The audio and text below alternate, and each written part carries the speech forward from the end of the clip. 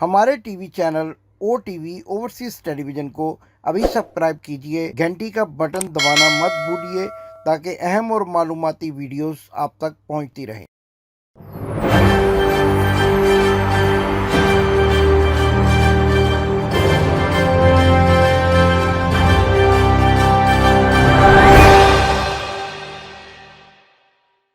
बिस्मिल्लाहिर्रहमानिर्रहीम। नाज़रीन, मैं हूं आपका मेज़बान इमदाद हुसैन शहज़ाद और अपने व्लॉग लंदन टॉक के साथ आपके खिदमत में एक बार फिर हाज़िर हूं। बहुत सारे नाज़रीन ने ये पूछा कि मैं 3-4 रोज़ से वीडियो क्यों नहीं अपलोड कर रहा, व्लॉग क्यों नहीं कर रहा। उनकी खिदमत में अर्ज़ है कि जैसा कि आप मेरे बैकग्राउंड में देख रहे हैं, ये मेरे होटल का कमरा है और मैं इस वक्त उम्रा की अदायगी के बाद मक्का में मुकीम हूँ। तो चंद रोज़ पहले तो मैंने मदीना शरीफ से कुछ वीडियोस किए थे, लेकिन उसके बाद कुछ मसरूफ़ियत ऐसी आड़े आई और जब उम्रा करने के बाद थकावट का ये आलम होता है तो फिर आपसे बात करना कुछ ज़्यादा मुमकिन नहीं रहा।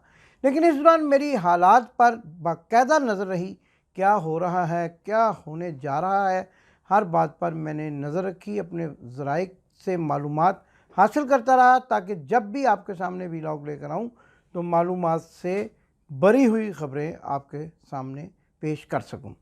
नाज़रीन, इससे पहले कि मैं अपने प्रोग्राम का आगाज़ करूं, आप सब नाज़रीन के लिए मैंने खाना काबा में पाकिस्तान की सलामती की दुआ और आपकी सेहत और तंदुरुस्ती की दुआ की है। नाज़रीन, पाकिस्तान में क्या हो रहा है, अजीब खेल खेला जा रहा है और सबसे बड़ी बात तो ये है कि आज एक बड़ा ही अहम बयान एक ऐसी शख्सियत ने दिया है कि जिसके बारे में ये तो कहा जा सकता है कि वो नाच अच्छा लेगी, गा अच्छा लेगी, डांस अच्छा कर लेगी वो शख्सियत, लेकिन जिस तरह का उन्होंने बयान दिया है ये इंतहाई काबिल मज़म्मत और उनके बस की बात नहीं है। जी हाँ, मैं आज बिलावल भुट्टो ज़रदारी आंटी बिल्लो के उस बयान पर बात करना चाहता हूँ जिसमें उसने कहा कि OIC का इजलास नहीं होने देंगे, का खिलाफ वर्जी करेंगे, आप आइन का खिलाफ वर्जी करेंगे और हमारा अदम एतमाद का मोशन नहीं लेकर आएंगे तो ये मेरा जमात के अंदर भी मौक़िफ़ होगा और मैं अपने जमात को मनाऊंगा। तो फिर मेरा तजवीज़ मेरा पार्टी को, अपोजिशन जमातों को ये होगा कि हम उस हॉल से नहीं उठेंगे और हम देखते हैं कि आपका OIC कॉन्फ्रेंस कैसे होता है। आप देखिए कि ये इजलास पाकिस्तान की हुकूमत करवा रही है और इसको रोकने की धमकी कौन दे रहा है या दे रही है। जैसा कि मैं आपको बताया करता हूँ कि जिसको खुद ये मालूम नहीं है कि वो ही है या शी है, और कहने वाले तो ये भी कहते हैं कि उन्होंने अपने साथ जो इम्पोर्टेड गोरा रखा हुआ है वो क्या काम सर अंजाम देता है, इससे भी लोग बखूबी वाकिफ़ हैं। अब आप अंदाज़ा लगाएं कि एक और बड़ी अहम नुक्ते की बात है जो मैं आज अपने व्लॉग में करना चाहता हूं कि बिलावल भुट्टो ज़रदारी ने जब ये बयान दिया तो उन्होंने कहा, आप गौर कीजिएगा इस फ़िक्रे पे कि तुम्हारा OIC का इजलास नहीं होने देंगे। अब आप बताइए कि तुम्हारा OIC का इजलास से मुराद क्या है? क्या बिलावल भुट्टो पाकिस्तानी नहीं है और वो पाकिस्तान को धमकी दे रहे हैं? ये धमकी तो भारत पाकिस्तान को देता आता है कि ये तुम्हारा नहीं होने देंगे, तुम्हारा मिसाइल नहीं बनने देंगे, तुम्हारा जहाज़ नहीं बनने देंगे, तुम्हारी फ़ौज को जो है तरक्की नहीं करने देंगे। तो आज बिलावल भुट्टो ज़रदारी जब ये कह रहे हैं कि तुम्हारा OIC का इजलास नहीं होने देंगे तो नाज़रीन आप खुद समझदार हैं कि कौन किसकी ज़ुबान बोल रहा है।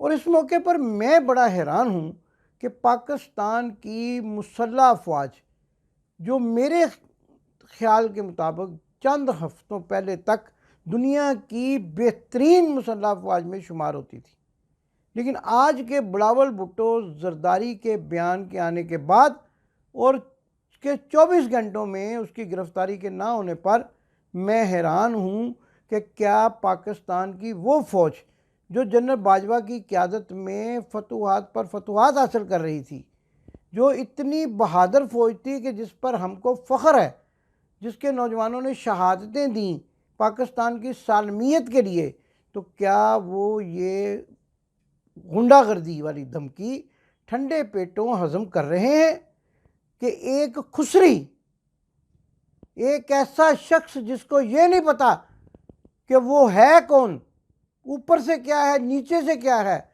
वो पाकिस्तान जैसे मुल्क को धमकी दे रहा है। उसकी ये जुर्रत, पहले उसको अपने फॉल्ट को, जो मैन्युफैक्चरिंग फॉल्ट है, उसको ठीक करवाना चाहिए, या फिर बाकायदा तौर पर ऑपरेशन करवाकर उस काफ़िले में शामिल हो जाना चाहिए कि जो काफ़िला इस बात पर मामूर है कि लोगों के घरों के बाहर जाकर उनकी तारीफ़ें करे, उनके बच्चों की पैदाइश पे गाने गाए और पैसे इकट्ठे करे। बिलावल भुट्टो जरदारी एक टिकटें ब्लैक करने वाले के बेटे की ये जुर्रत कैसे हुई कि वो पाकिस्तान की गयूर अवाम के सामने खड़े होकर ये कहे कि पाकिस्तान में OIC का इजलास नहीं होने देंगे, पाकिस्तान का जो मेहमान पाकिस्तान आएगा उसको नहीं आने देंगे। इसके नाना ने भी यही कहा था। आपको याद है कि जो मशरक़ी पाकिस्तान जाएगा और जो मगरबी पाकिस्तान आएगा उसकी टांगें तोड़ दी जाएंगी। तो आज ये छुछुंदरी भी इसी किस्म का बयान देकर पाकिस्तान की फ़ौज को ललकार रही है। लेकिन हैरान तो मैं ये हूँ कि क्या पाकिस्तान की फ़ौज वाकई दुबक गई है इसके बयान से? क्या पाकिस्तान की बहादुर और गयूर फ़ौज, जिस पर हम सबको इत्मीनान है, इस छुछुंदरी के आगे दुबक गई है? या फिर इतनी इसको हैसियत दी जा रही है कि ये जो मुंह में आता है बकता जाता है, और जब इसको नज़र आना शुरू होता है कि अब इसकी पिटाई लगने वाली है, इसकी तशरीफ़ लाल होने वाली है, तो उसी वक्त इसकी कांपें टांगना शुरू हो जाती हैं। हमारे ज़राए के मुताबिक थोड़ा सा टर्न भी ले चुका है।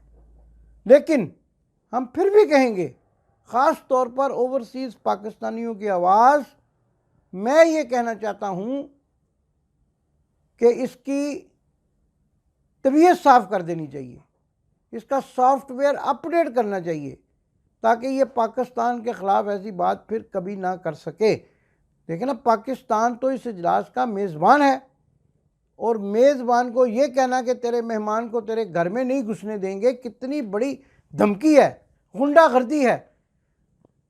क्या ऐसे गुंडे अब पाकिस्तान की क़यादत करना चाहते हैं? क्या आपने देखा होगा कि वो जो ख्वाजा सरा, वो अगर कभी आप किसी सड़क पे किसी शॉपिंग मॉल पे खड़े हों तो आपसे भीख मांगने आ जाएं, आप उनको ना दें तो बद्दुआओं पे उतर आते हैं।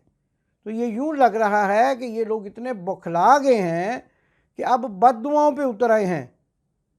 ये इनको अपनी तहरीक अदम इत्मीनान की नाकामी का इस कदर यकीन है कि इस बौखलाहट में ये अपने ही मुल्क को, अगर ये अपने इस मुल्क को अपना मुल्क समझते हैं तो अपने ही मुल्क को धमकियाँ देनी शुरू होगी। ये बड़ी संजीदा बात है और बड़ी ही गौर तलब बात है, और पाकिस्तान की फ़ौज और अदारों के लिए एक लम्हा फ़िक्रिया है कि जिन्होंने हमेशा पाकिस्तान की हिफाजत की, हमेशा इस चमन की आबियारी में अपना खून शामिल किया, तो आज छुछुंदरियाँ उनको धमकियाँ दे रही हैं, और वो इन धमकियों को ठंडे पेटों बर्दाश्त कर रहे हैं। मुझे यकीन है कि ऐसा नहीं होगा। आने वाले दिनों में इसका सख्त जवाब दिया जाएगा, और अगर पाकिस्तान के इदारों ने इस छुछुंदरी को जवाब ना दिया तो फिर ओवरसीज़ पाकिस्तानी इसका मुंह तोड़ देंगे, और इसको ऐसा जवाब देंगे कि सारी ज़िंदगी ये पाकिस्तान की तरफ मुंह नहीं करेगा, और जाकर अपने आकाओं की गोद में बैठकर दादे ऐश देगा, और वही काम करेगा जो इसकी मैन्युफैक्चरिंग के हिसाब से सूट करता है। बिलावल भुट्टो जरदारी का ये बयान नहायत संगीन है, इस पे फौरी तौर पर एक्शन होना चाहिए। और इसके साथ साथ नाज़रीन, आपको ये भी बताता चला जाऊं कि कौन कौन बिकने वाला 12 करोड़ में बिकने वाला शख्स जो है वो अपने अपने हलके में किस किस तरह से जलील हो रहा है। राजा रियाज को उनके कारकुनान ने कॉल्स कर कर बुरा भला कहा। हाँ नाज़रीन, इस मौके पर मुझे ये बिकने से एक वाक़या याद आ गया, बड़ा एंजॉय करेंगे आप इस वाक़े को। फ़िल्म का नाम मुकद्दर का सिकंदर, भारत की ये फ़िल्म जिसमें अमिताभ बच्चन हीरो, रेखा हीरोइन और विलन जो हैं वो विनोद खन्ना। तो जब रेखा जो एक तवाइफ हैं वो अमिताभ बच्चन से प्यार करना शुरू कर देती हैं, लेकिन अमिताभ बच्चन उनको ज़्यादा लिफ्ट नहीं कराते। तो विनोद खन्ना, जिनका नाम फिल्म में रमेश है, वो इस वाक़े का फ़ायदा उठाते हुए एक दिन रेखा के पास आ जाते हैं, उसके कोठे पर, तवाइफ के कोठे पर। ये ज़रा जहन में रखिएगा कि ये एक तवाइफ हैं।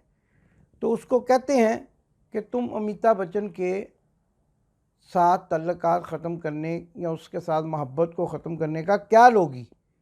5,000, 10,000, 15,000 या 50,000? और उस वक़्त का 50,000 आज के 50 करोड़ के बराबर है। रेखा को जब ये पेशकश कर रहा होता है विनोद खन्ना, तो वो अमिताभ बच्चन की तस्वीर को अपने सामने रखकर उससे मोहब्बत भरी बातें बेख्याली में कर रही होती है। तो वो कहती है कि जितने पैसे तुमने रमेश बाबू मेरी मोहब्बत के लगाए हैं, इन पैसों में तो मैं अपने महबूब की तस्वीर भी नहीं तुम्हें बेच सकती। तो नाजरीन, ये एक तवाइफ के अपने चाहने वाले के लिए अल्फाज होते हैं। एक ऐसी तवाइफ जो जिसका काम नाच गाना और नोटों की झलक के पीछे अपने जिस्म की नुमाइश करना है, वो भी अपने महबूब, अपने दोस्त, अपने कायद, अपने चाहने वाले की तस्वीर भी नहीं बेचना चाहती भारी रकम के वजह से। तो ये कैसे लोग हैं? ये क्या, इनके पास से तो गैरत इतनी भी नहीं गुजरी, इनके पास से तो गैरत इतनी भी नहीं गुजरी कि ये किसी तवाइफ के मुकाबले पर भी अपने आप को पेश कर सकें। इन्होंने तो अपने हलके के अवाम को सिर्फ 18 करोड़ में बेच दिया। 12 से 18 करोड़, सिर्फ इतनी कम कीमत। लेकिन अब हलकों के अवाम, इनके हलकों के अवाम को ये सोचना होगा कि आइंदा वोट देते वक्त इन बकाऊ लोगों को वोट देने हैं या फिर उनको वोट देना है जो बाकिरदार लोग हैं। और फिर आप ये देखिए कि कहते हैं कि हमारे काम नहीं हो रहे थे, काम नहीं हो रहे तो पार्टी में जदोजहद करते। और दूसरा मौक़िफ़ ये देते हैं कि अब हम मुस्लिम लीग नून के टिकट पर इलेक्शन लड़ेंगे। तो पहले आप क्यों नहीं मुस्लिम लीग नून के टिकट पर इलेक्शन लड़ पड़े? पहले आपने क्यों मिन्नतें तरले करके इमरान खान से टिकट हासिल किए? अगर आपके अंदर इतना दमखम था तो आप पहले ही मुस्लिम लीग नून के टिकट पर इलेक्शन लड़ते। लेकिन अब आपके साथ बहुत बुरी होने वाली है। परवेज़ लाई ग्रुप, जिनके बारे में मैं कहा करता हूँ चौधरी मंजूर लाई के बेटे, रावी रोड से कई मरतबा फैक्ट्री से पकड़े गए चोरी के इल्ज़ाम में। कई मुकदमात चौधरी मंजूर लाई पर, जो इनके बाप थे और मोनस लाई के दादा थे, कई मुकदमात चोरी के रावी रोड थाने में दर्ज हैं। कुछ रावी रोड में होंगे, कुछ लोअर माल थाने में होंगे। दीवारें फलांग कर जब पुलिस का छापा पड़ता था तो ये जहाँ पर आज आप मेट्रो देख रहे हैं, इसी जगह पर इनकी फैक्ट्री थी। ये जगह भी इन्हीं की है, पीले रंग की बिल्डिंग थी और ये दीवारें फलांग कर वहाँ से भाग जाया करते थे। फिर भैंसें चोरी और ये मुकदमा तो आम बात है। ये रस्सागीर लोग जो हैं आज इमरान खान को बदनाम कर रहे हैं, ब्लैकमेल कर रहे हैं। कुछ शर्म और हया है इनके अंदर? लेकिन याद रखिए, ये बड़े सख्त मुंह की खाएंगे। और इमरान खान, बल्कि मैं इमरान खान नहीं कहता, इमरान खान तो सिंबल है पाकिस्तान का। पाकिस्तान सुरखरू होगा इंशाल्लाह। इमरान खान आखिर में इनको एक ऐसा स्ट्रोक खेलेगा, एक ऐसा बॉल करवाएगा कि सारे मामला दुरुस्त हो जाएंगे। और कुछ लोग कहते हैं कि जी देखें वो बाहर लंदन में बैठ के विकटें गिरा रहे हैं। तो भाई वो तो बीमार है, कहीं चुक ना पड़ जाए, उनको ध्यान करना उनका बॉलिंग कराते कराते। हाथ रख लेना कमर पे जल्दी। मियाँ साहब नाजुक, मियाँ बीमार शरीफ साहब नाजुकुल अंदाम है, चुक भी पड़ सकती है, तो उनकी कमर पे हाथ रख लेना कि ऐसा ना हो वहाँ वो मरी जाएँ और चुक पड़ जाए या कोई उनकी रीढ़ की हड्डी टूट जाए जो वो विकटें गिरा रहे हैं। लेकिन मैं आज आपको ये बता दूं कि 1 अप्रैल को तो शायद मियाँ नवाज शरीफ पाकिस्तान चले जाएं, 1 अप्रैल, गौर कीजिएगा, लेकिन उसके बाद पाकिस्तान जाने के उनके कोई चांसेस नहीं हैं। और इस मरतबा तहरीक अदम इत्माद नाकाम होने के बाद सख्ती बरती जाएगी, सख्ती बरती जाएगी, रेड वारंट निकाले जाएंगे और पकड़ कर ले जाया जाएगा, घसीट कर ले जाया जाएगा, लित्रो लित्र किया जाएगा और मुल्क की लूटी हुई दौलत ख़जाने में डालने के लिए इनके पेटों से निकाली जाएगी। ये मेरी पेशन गोई है। और ये पेशन गोई इसलिए है कि जहाँ मैं बैठा हूँ अल्लाह के घर में, यहाँ पर और मदीना शरीफ में ये पाकिस्तान की आवाम के साथ वफ़ादारी का वादा करके गए हुए हैं, लेकिन इन्होंने जाके जो लूट मार वहाँ की वो सज़ा इनको, मदीने वाले की सज़ा इनको मिल रही है। अल्लाह के घर से जो वादे किए हुए हैं वहाँ की सज़ा मिल रही है। और पाकिस्तान के ऊपर तो अल्लाह और अल्लाह के रसूल और मदीने वाली सरकार का ख़ास करम है। जो भी दुश्मन आज तक पाकिस्तान की तरफ आंख उठाकर देखता है, अल्लाह ताला की ज़ात उसको सबक सिखा देती है, उसका बेड़ा गर्क कर देती है। तो इनका भी बेड़ा गर्क होने वाला है। पाकिस्तान जिंदाबाद। आपने अभी तक हमारा चैनल सब्सक्राइब नहीं किया तो अभी सब्सक्राइब करें और बेल आइकॉन को क्लिक करके हमारी लेटेस्ट वीडियोस के बारे में अपडेट जानें।